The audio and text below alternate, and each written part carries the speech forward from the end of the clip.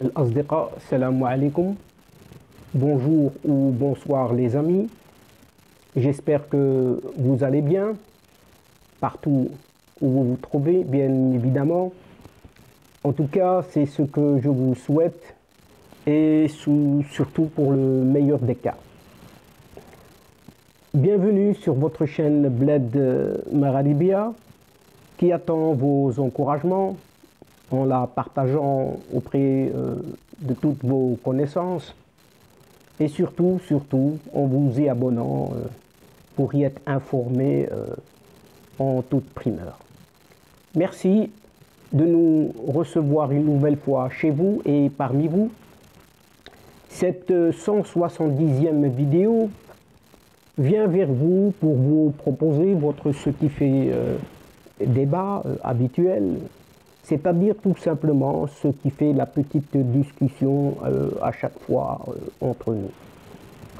Le CQFD de votre Bled Magharibia, comme vous le savez, se consacre à cette actualité nord-africaine et pour vous la résumer brièvement en quelques mots. Et pour cela, nous avons retenu les points suivants pour cette séquence. Premièrement, c'est au tour de la Russie d'entrer en lice sur la scène diplomatique qui, à travers son ministre des Affaires étrangères, qui est attendu en Israël, en Palestine, en Algérie, et pour terminer sa tournée par le Maroc. Aussi, nous consacrerons le deuxième thème de cette séquence, cette vidéo, à savoir dans cette Algérie, eh bien, les ex-dollars, oui, les ex-dollars, ou disons les ex-fugitifs prennent et reprennent du service en muselant complètement les rênes du pouvoir au sein de ce régime militaire. Et c'est ainsi que ces anciens pseudo-gradés reviennent en force dans cette junte militaire. Et il y a un fameux duo bien connu, se place et se replace.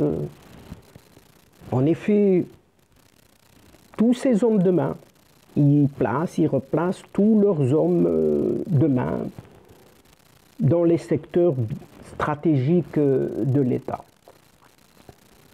Un seul héritier de l'ancien clan, disons, échappe encore à cette purge parmi ces militaires. S'agissant bien évidemment de ce vieux chef puant, que l'on peut aisément suivre grâce à ses traces dégoulinantes. Mais pour combien de temps encore? Et la question est posée, et nous essaierons un peu de voir où ça en est. Et nous terminerons par le Maroc, puisque aucune incidence n'est survenue jusqu'à présent de la fermeture par l'Algérie de ce fameux gazoduc Maghreb-Europe, ce GME, sur l'approvisionnement en gaz butane. Mais en guise de préambule de cette séquence, nous allons essayer de l'entamer par ce fameux rapport d'Isabelle Werenfels, dont l'Allemagne dément aujourd'hui la publication par ses services de renseignement sur le Maroc. Et comme promis, lors de notre 168e vidéo, nous avions anticipé que de ce rapport, on en saurait certainement davantage dans les jours à venir. Ce qui est le cas, en partie, seulement en partie, puisque l'ambassade allemande à Rabat dément l'authenticité de ce rapport attribué au service de renseignement en Allemagne, cette fameuse BND consacrée aux relations avec le Maroc. Le texte aurait été rédigé par Isabelle Werenfels, ce qui est certain. Et cette Isabelle Werenfels est présentée par certains médias marocains comme la chef du bureau de renseignement pour l'Afrique du Nord et le Moyen-Orient au sein de du BND. Eh bien, la semaine dernière, des extraits du prétendu rapport, ce qui est expliqué ici, intitulé « Nous ne voulons pas d'une nouvelle Turquie en Méditerranée occidentale », ont été relayés par certains sites marocains. Et dans son démenti, la représentation diplomatique allemande a tenu à préciser qu'Isabelle Werenfels est une citoyenne suisse et non pas allemande. Tiens, une nouveauté depuis peu. Et elle est en plus experte reconnue dans les affaires maghrébines et travaille au centre de recherche indépendant pour la science et la politique. Ainsi, les informations diffusées ces derniers jours sur les réseaux sociaux et par certains médias seraient fausses et sans fondement, précise cette ambassade allemande à Rabat. Et d'ajouter, on ouvre les guillemets ici, que le royaume du Maroc est un partenaire central pour l'Allemagne. Le gouvernement fédéral affirme qu'il est dans l'intérêt des deux pays de revenir à des relations diplomatiques traditionnellement bonnes et élargies. L'Allemagne est prête pour un partenariat tourné vers l'avenir et le gouvernement fédéral se félicite expressément de la normalisation des relations entre le Maroc et Israël. Fermons les guillemets. Ces précisions de l'ambassade interviennent 24 heures seulement après l'annonce de la composition du nouveau gouvernement allemand présidé par le sociodémocrate Olaf Scholz. Mais pour mémoire, l'ambassade allemande au royaume marocain, au royaume du Maroc, n'avait pas commenté la couverture donnée par des médias marocains à l'étude élaborée par cet institut allemand des affaires internationales, un influent think tank qui compte parmi ses fidèles clients le gouvernement et le Bundestag intitulé, rappelons-nous-en quand même, on ouvre ici aussi les guillemets, rivalité maghrébine sur l'Afrique subsaharienne. L'Algérie et la Tunisie cherchent à suivre les pas du Maroc. Fermons de nouveau ici les guillemets. Apparemment, cette affaire n'est pas encore close et ce dossier demeure toujours ouvert. C'est le moins que l'on puisse dire. Qui vivra, verra. Et nous verrons bien évidemment ce qu'il en est en ce qui concerne la suite qui est réservée justement à ce dossier. Chers amis, revenons-en donc à notre sommaire de cette séquence. Donc, comme annoncé dans les titres de la présente séquence, justement, le ministre russe des Affaires étrangères, Sergueï Lavrov, effectuera une visite de travail en Israël et au Maroc la semaine prochaine, a annoncé Ce mardi dernier, l'envoyé spécial du président russe au Moyen-Orient et dans les pays d'Afrique, le vice-ministre des Affaires étrangères, Mikhail Bogdanov. C'est lui qui nous annonce donc cette nouvelle. Et cette nouvelle est citée par l'agence russe Sputnik.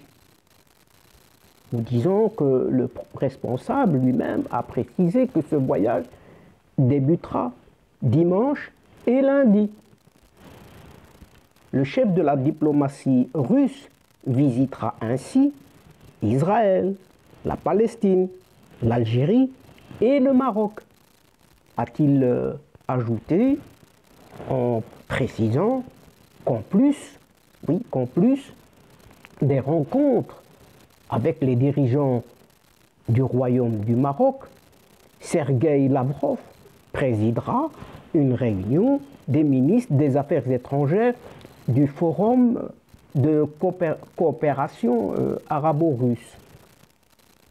En effet, le prochain forum de coopération arabo-russe se tiendra à Marrakech à la mi-décembre, prévu initialement le 28 octobre au Maroc. Et il a été reporté début octobre à l'appel de la partie russe justement. Et des sources bien informées avaient confié que le rendez-vous a été finalement fixé en marge de la conférence internationale de Paris pour la Libye.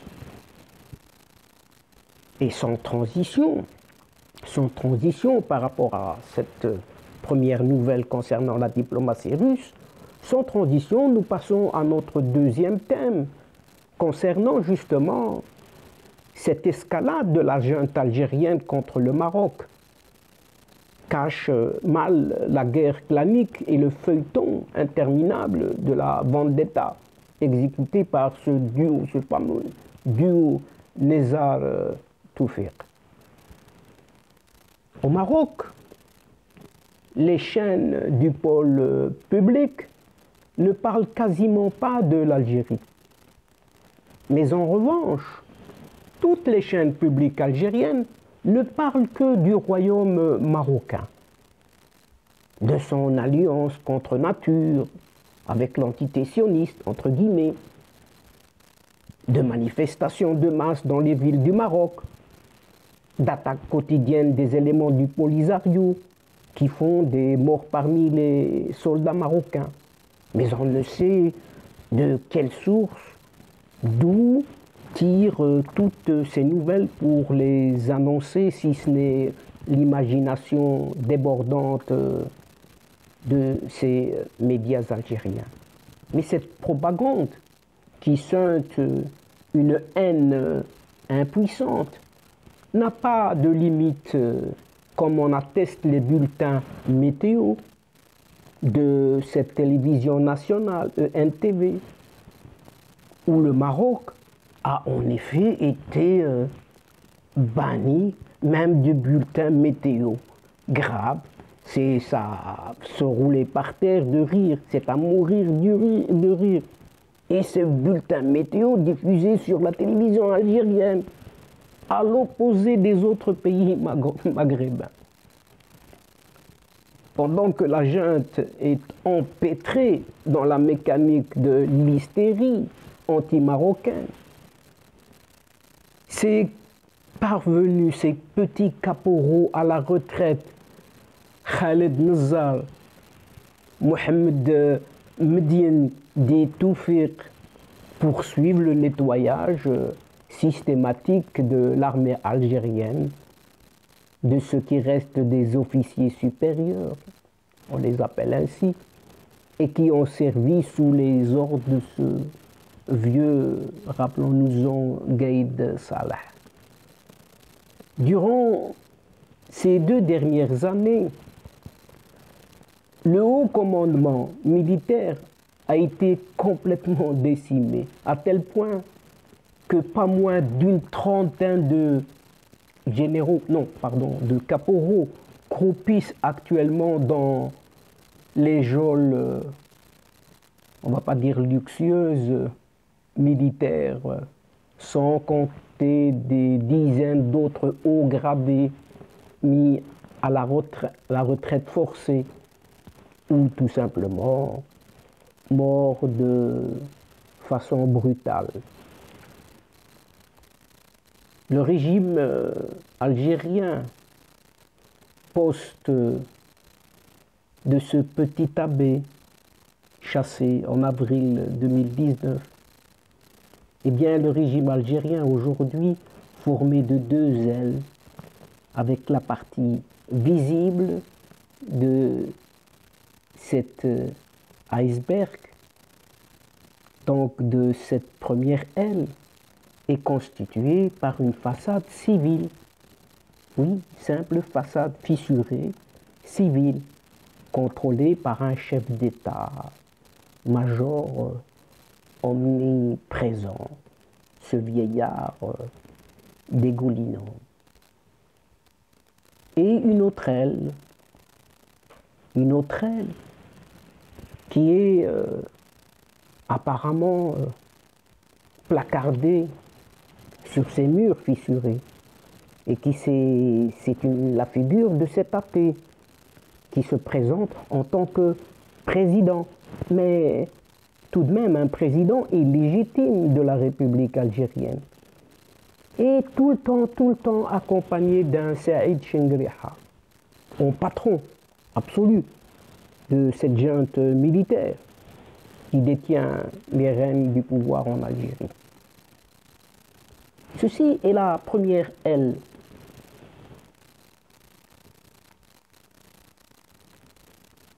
La seconde aile du pouvoir, celle de l'ombre,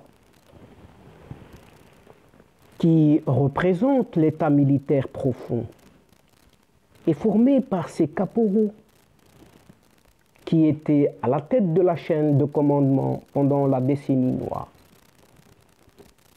Deux parvenus tout de même, deux parvenus à la retraite.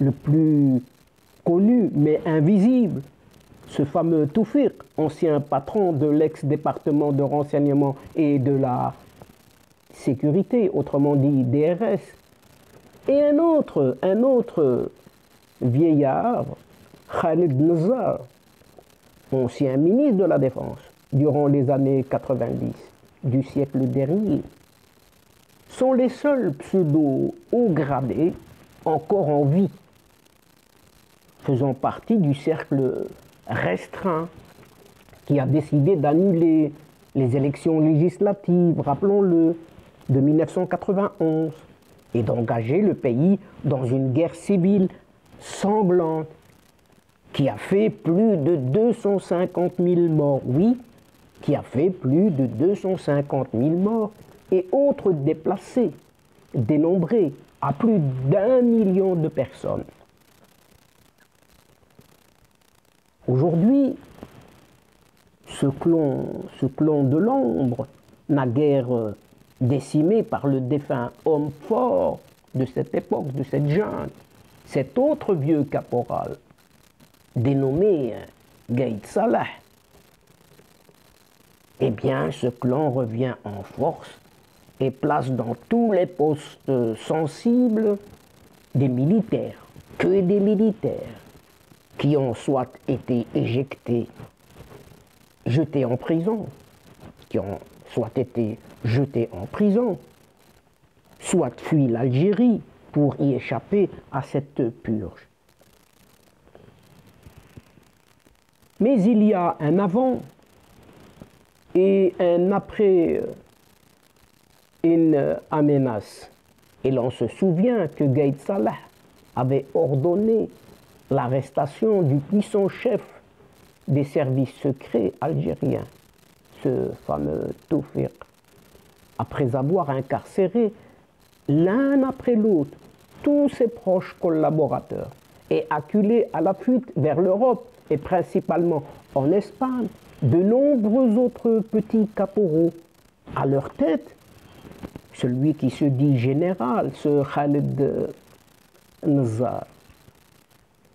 ce sont justement tous ces ex-dollars et ces ex-fugitifs sortis de prison par on ne sait quelle tournure et par magie, ou disons une magie sans magicien, ou revenus de leur exil d'Espagne, ces ex-dollars, ces ex-fugitifs, revenus de leur exil d'Espagne, et bizarrement, ils ont pris le pouvoir en cette Algérie.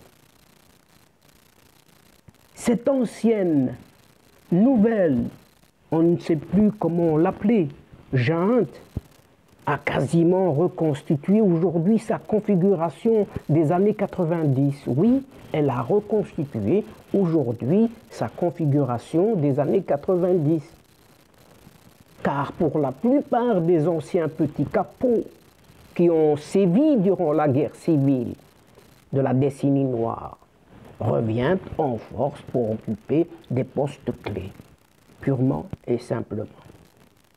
C'est ainsi que ce caporal, Mhenna Djebbar, est depuis octobre dernier à la tête d'une nouvelle structure dénommée Direction chargée de la lutte contre le terrorisme.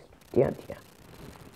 En réalité, ce capot de 72 ans, dont le nom a été associé à l'assassinat en 1996 des moines de Tibérine, et qui a dirigé la sécurité militaire DCSA de 1995 à 2013 et pressenti pour devenir le prochain patron du DRS, excusez du peu, qui pourrait être bientôt rétabli par un décret présidentiel signé par son pseudo-président.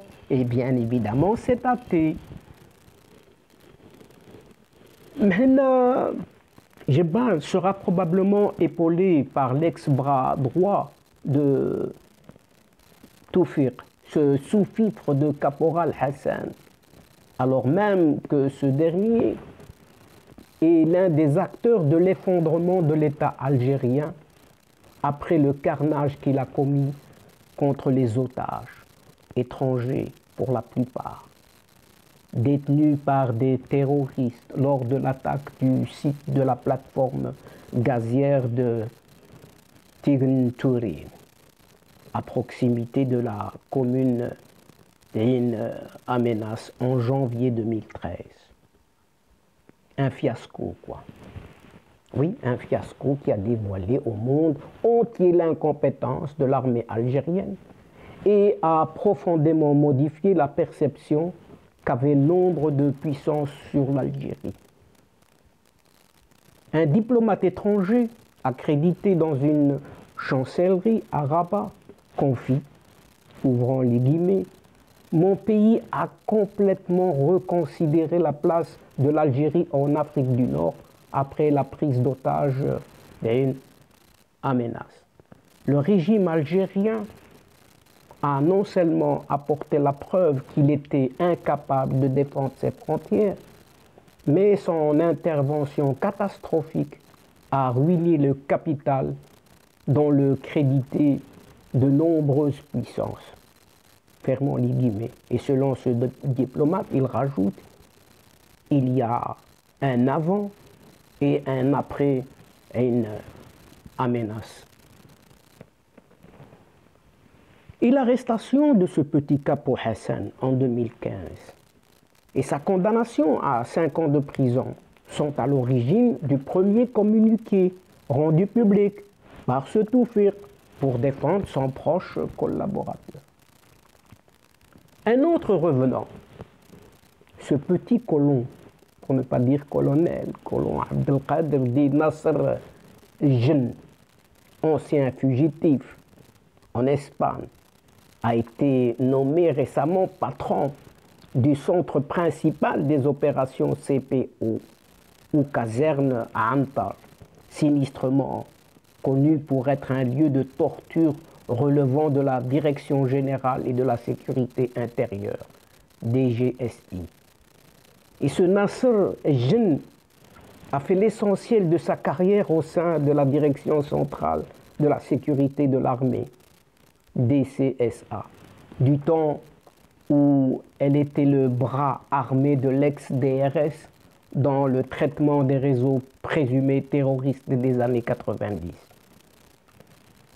Jeune, le diable, a aussi piloté le Centre principal militaire d'investigation, CPMI, un centre de torture et d'exécution extrajudiciaire situé à Blida, toujours durant la décennie noire. Pour sa part, un autre colonel, Hussein Hamid alias Boulhia, qui était lui aussi un fugitif en Espagne, également réhabilité, vient d'être nommé à la direction de la documentation et de la sécurité extérieure. Et c'est comme ça qu'on place tous ses amis ou tous ses sous-fifres de l'ex-régime des années 90. Et l'Algérie nouvelle, entre guillemets, que vante le régime, est un étonnant remake de l'Algérie des années 90 du siècle dernier, donc. La recomposition de cette nouvelle ancienne équipe, ou vieille équipe, presque complète de ce clan, n'augure rien de bon pour cet athée. Cloîtré dans sa morabia, et qui reste l'homme de Gaïd Salah, nous ne l'oublions pas, celui-là même qui a humilié Nazar et Toufiq. Et cette humiliation ressentie par ces deux hommes est tellement forte qu'elle les a engagés dans une vengeance, oui, elle les engage dans une vengeance aveugle contre les hommes de Gaïd Salah. Ils n'ont toujours rien oublié. Et pour avoir une idée de cette humiliation ressentie par Toufiq, par exemple, il faut remonter à 2019, où la famille de Toufiq a lancé un cri de détresse dans une lettre publique où elle se plaint des conditions de détention de l'homme que l'on surnommait Rabb Dzaïr, littéralement le dieu de l'Algérie. Dans cette lettre,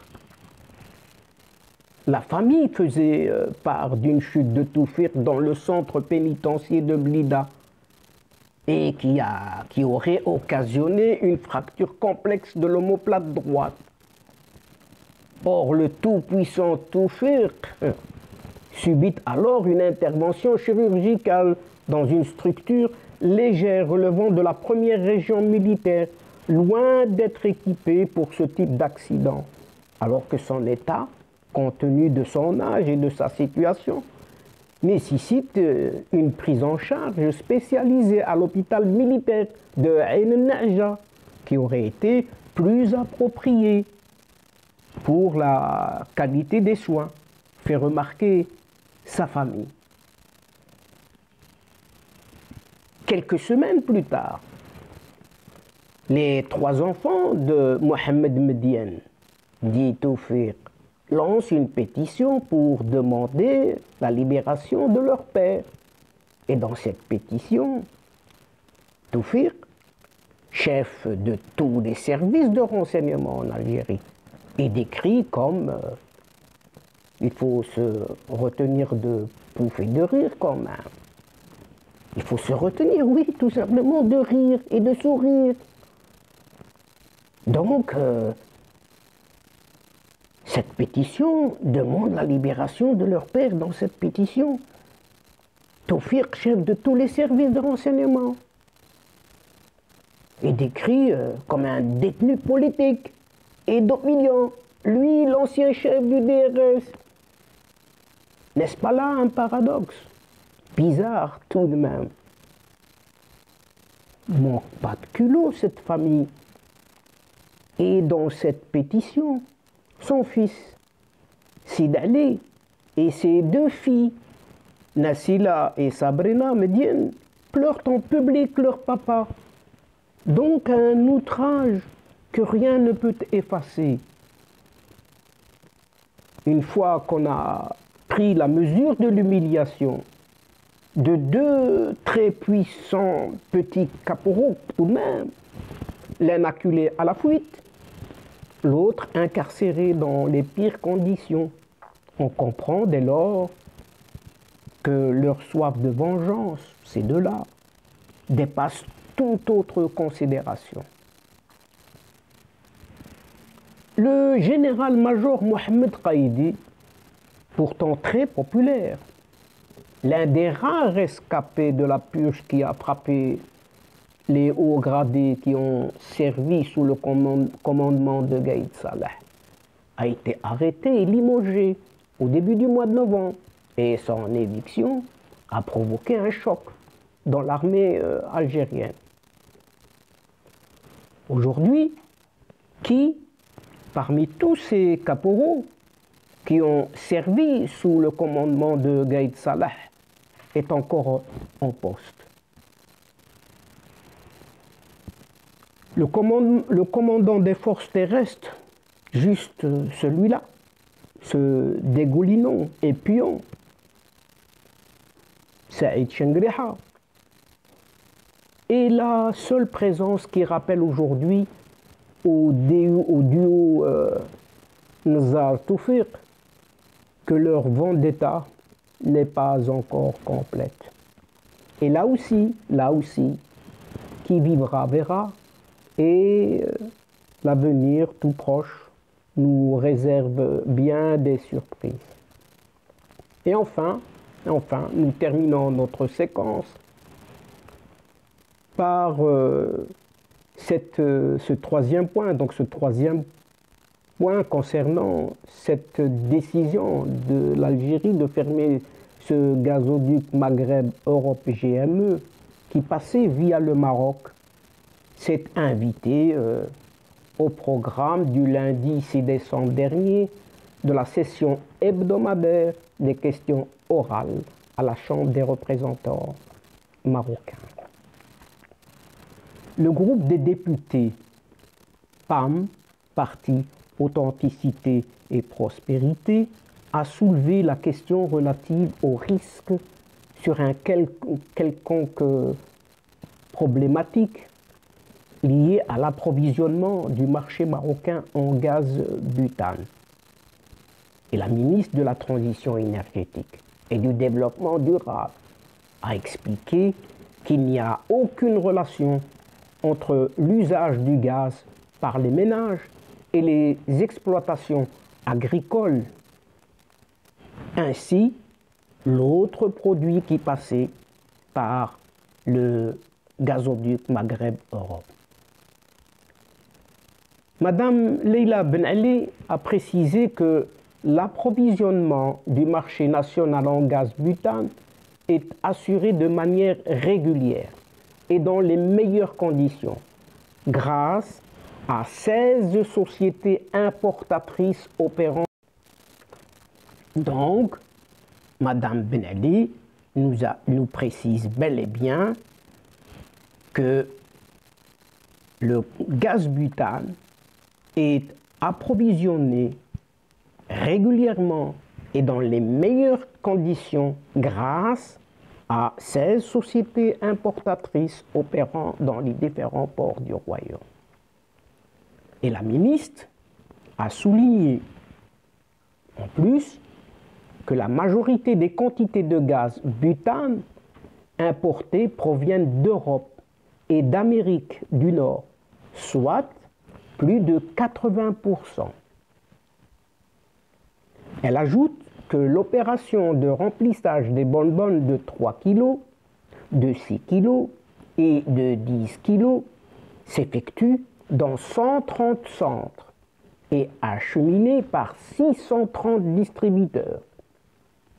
Ainsi, le marché national compte près de 68 millions de bonbonnes de gaz, a fait savoir Madame Leila Ben Ali.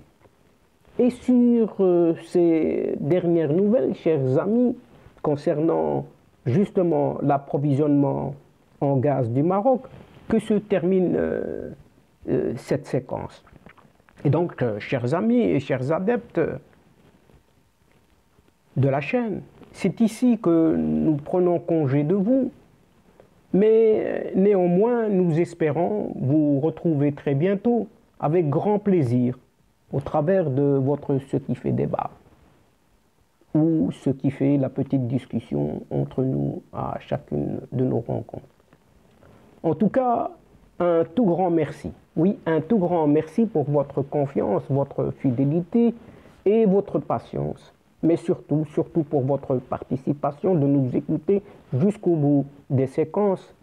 Mais néanmoins, ne nous oubliez pas de nous aider mutuellement et d'aider votre chaîne en vous y abonnant, de faire abonner vos alentours, vos connaissances, afin d'y être informé rapidement et surtout en partageant au grand maximum autour de vous les séquences vidéo de votre chaîne. Au revoir les amis. الأصدقاء السلام عليكم ورحمة الله تعالى وبركاته. À la prochaine fois et à bientôt. إلى اللقاء في حصة أخرى إن شاء الله. مع السلامة.